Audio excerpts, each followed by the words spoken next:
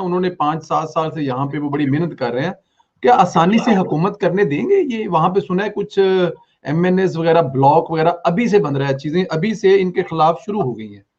देखिए, जो prime minister select करके बिठाते हैं ना, वो प्राइम मिनिस्टर को चलाना भी जानते हैं। तो और रही बात इन्वेस्टमेंट की, तो बड़े बड़ों ने इन्वेस्टमेंट की, लेकिन उनको कोई मिनिस्ट्री या पोजीशन नहीं मिली।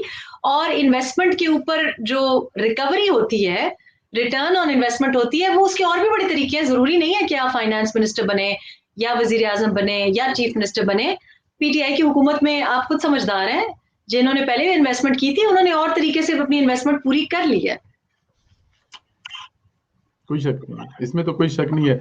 अच्छा जी, वो बड़ी ब्रेकिंग न्यूज थी, आसिम सलीम बाजवा साहब ने इस्तीफा दे दिया है। अब ये बताएं कि जरा, दे दिया है कि ले लिया गया है? अब मेरा भी यही सवाल है कि दे दिया गया है या ले लिया गया है। मैं आज एक प्रोग्राम में देख रहा था, असद उमर से वो काशिफ अब्बासी साहब की जो बेगम साहिबा हैं, क्या नाम है उनका, वो जी, उन्होंने बड़ी कोशिश की, वो कहते कि चलो कोई ना कोई तो वजह होगी, कोई ना कोई वजह बताना जरूरी थोड़ी है। उन्होंने इस्तीफा मांगा है, हमने उन्होंने कहा जब वो उनपे बहुत ज्यादा दबाव था, करप्शन के केसेस थे, बहुत सारे मामला थे, तब नहीं दिया तो अब क्या? उन्हें उस वक्त वो नहीं थे। तो ये बताइए जरा, इस्तीफा ले लिया गया है, इस्तीफा दे दिया गया है, अंदर की बात है क्या? इतनी जल्दी छोड़ने वाले मेहर भी जरा शरारती हैं। वो अब असद उमर साहब से ऐसा सवाल कर रही हैं, असद उमर साहब से खुद इसी तरह से इस्तीफा लिया गया था या दिलवाया गया था, तो अब गलत बात है। जरा ज्यादा पुराने जख्म नहीं, उनको नमक नहीं छिड़कना चाहिए। तो असद उमर साहब के भी, उनको भी हटाने के लिए बड़े अरसे से एक प्लानिंग जारी थी, और वो वजीर आजम साहब उसको नहीं कर रहे थे। और फिर एक दिन ऐसा हुआ कि कहीं से कोई मैसेज आया और असद उमर साहब को फौरी तौर पे, उनको भी नहीं पता था, जहां वो, हमारी इत्तला ये है कि जहां वो बैठे हुए थे, जब उनको मैसेज आया कि जी आप कल काम पे ना आए, तो इसी तरह की बात हुई थी। और हमारी इत्तला ये है कि जनरल आसिम बाजवा साहब को भी पता नहीं था। तो जब उनको पता चला तो वो भी बौखलाहट का शिकार थे। हाँ, अलबत्ता ये सच है कि ये भी असद उमर को रिमूव जिस तरीके से किया गया, 6 महीने से ज्यादा का अरसे की इसमें हमें बताया जा रहा था कि हटाएंगे हटाएंगे हटाएंगे, और फिर नहीं हटाया जा रहा था। तो हमारी इत्तला ये है कि जनरल आसिम सलीम बाजवा को भी कोई दिसंबर से प्लानिंग चल रही थी कि इनको हटाया जाए। और साफ जाहिर है जी, चाइना ने इक्विटी है, उन्होंने बड़ी भारी इन्वेस्टमेंट की है।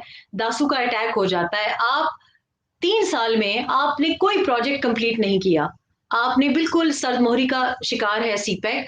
आपने सुना होगा शहबाज साहब का रिसेंट इंटरव्यू में वो कितने बेचैन साउंड कर रहे थे कि सीपेक का क्या हाल इन्होंने कर दिया है।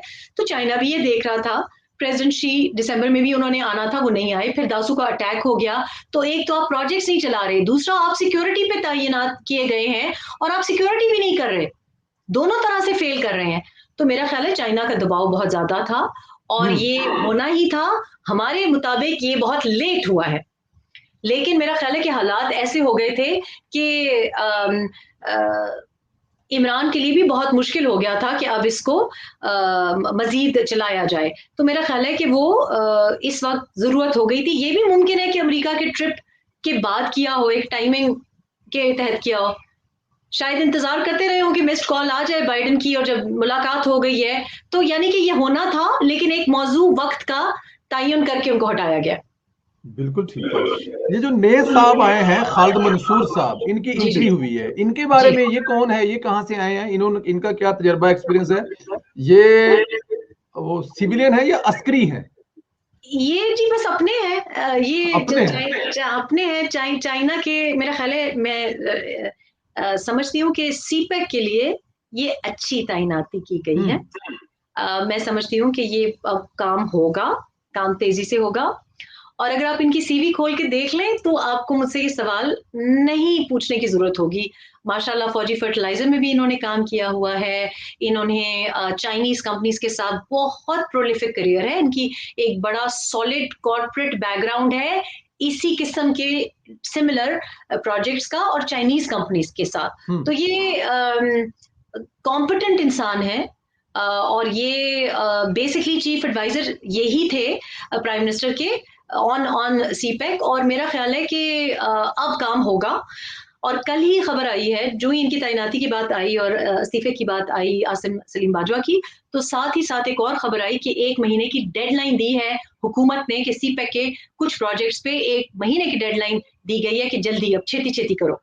तो ये जो छेती अब हो रहा है, ये जाहिर है पेशेंस जो आप में इन्वेस्ट करते हैं उनका कभी ना कभी तो खत्म होना था। 3 साल होने को आए हैं और ढिल्ले का काम नहीं हुआ, ना आवाम को कोई रिलीफ मिला है, ना सीपैक पे काम हुआ है।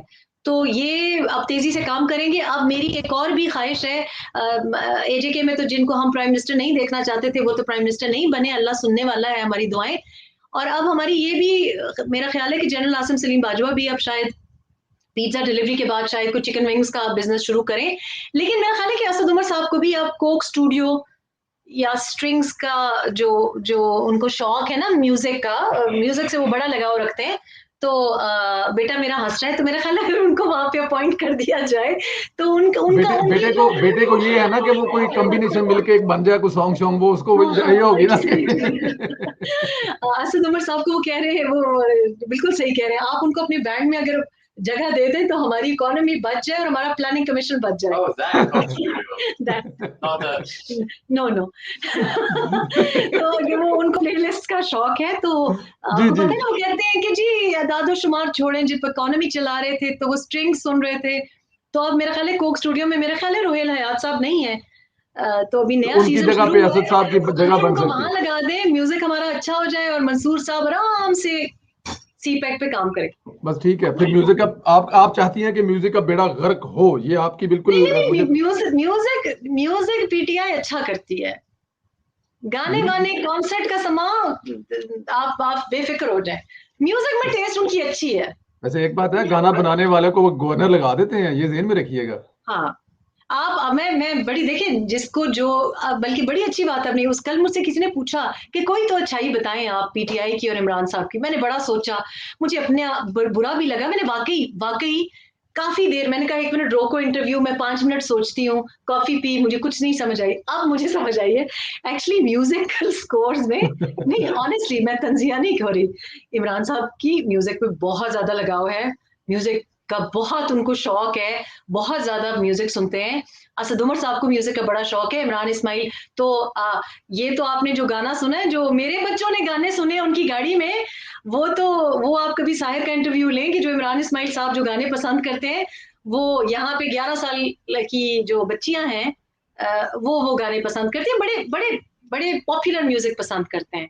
और फैसल जावेद की भी बड़ी अच्छी म्यूजिक में टेस्ट है, नहीं, वो तो सबकी अच्छी इमरान टेस्ट है। खान साहब को मैं मानता हूँ आपकी बात, क्योंकि उन्होंने नुसरत फतेह अली खान को पूरी दुनिया में मुतारफ करवाया था, तो वो म्यूजिक से दिलचस्पी रखते हैं, वो बताते हैं। पता नहीं जी, हमें तो अब हम कहते हैं कि जब हम पेशावरी चप्पल पहनते हैं तो हमें तो हमारे दादा परदादा ने मुतारिफ किया था उन चप्पलियों से, ये कहते हैं कि ये कप्तान की चप्पली है, तो हमारी तो पूरी सकाफत इन्होंने ले ली है।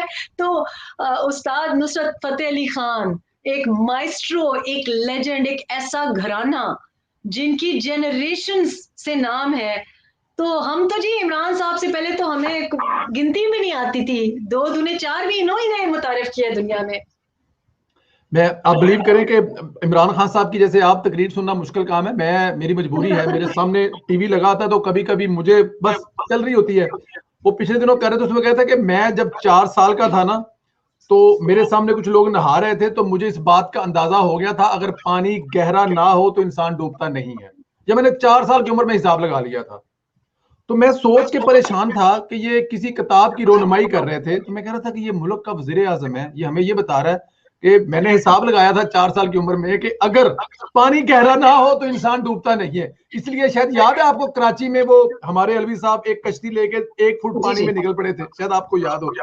आगे निकलते हैं जी, आगे चलते हैं। संदेला साहब अंग्रेजी की एक टर्म है कि इसको कहते हैं PTSD, post traumatic stress disorder. तो एक तो मैं कल भी जिस नौजवान ने मेरा इंटरव्यू लिया, मैंने कहा देखो तुम लोग बार बार मैंने 1 साल बड़ी दिक्कत से गुजारा है, मैं बहुत सबर और शुक्र गुजार किस्म की मेरी अपब्रिंगिंग है, लेकिन मुश्किल था 1 साल बार बार रोज सुबह वही 4 लतीफे सुनना मुश्किल था। लेकिन आपको पता है बीवियों की मजबूरियां होती हैं, हम सुन लेते हैं। अब आप लोग बार बार मेरा